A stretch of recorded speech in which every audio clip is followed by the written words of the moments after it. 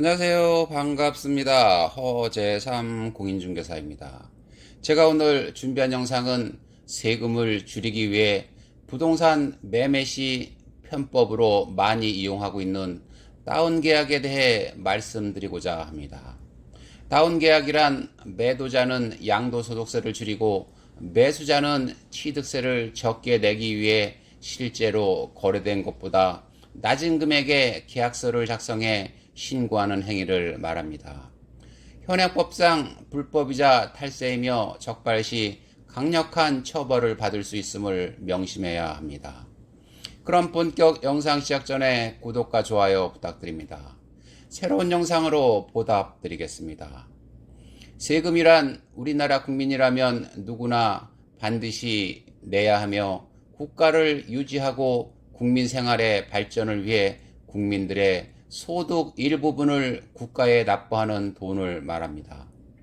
헌법상 규정된 국민의 4대 의무는 국방의 의무, 근로의 의무, 교육의 의무, 납세의 의무를 말합니다.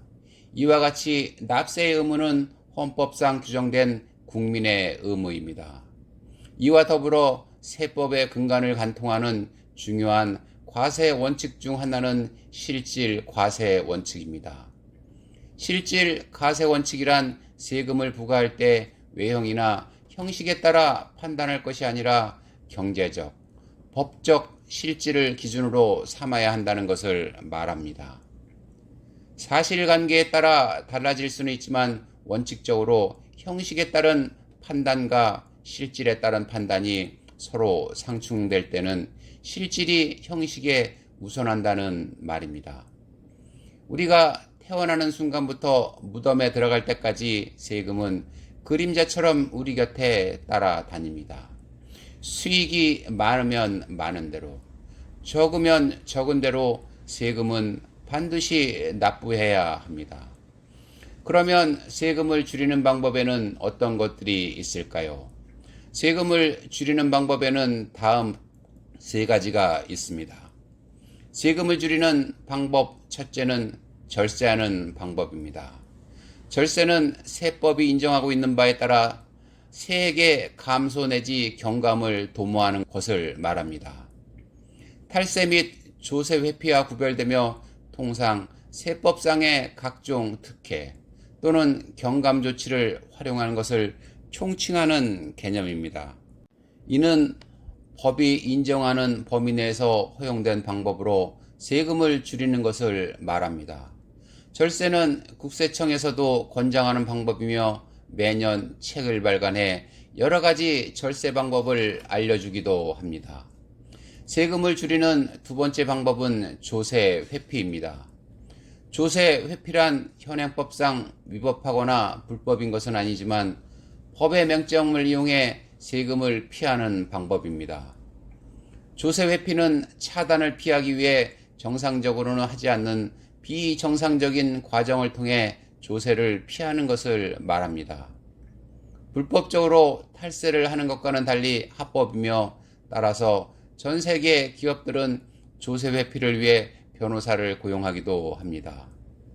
조세 회피는 절세와 탈세의 중간 정도에 해당한다고 할 수 있는데 적발돼도 처벌하기는 어렵지만 도덕적으로 비난을 받는 행위입니다. 세금을 줄이는 세 번째 방법은 탈세입니다.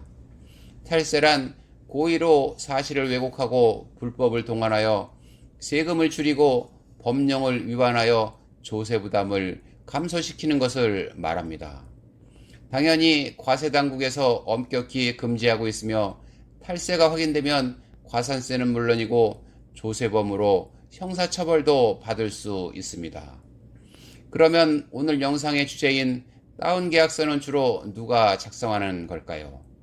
다운계약서 작성은 주로 다주택자 등 세율과 차익이 큰 사람이 부동산을 매도할 때, 또한 이를 사는 매수자가 무주택자인 경우에 주로 발생합니다.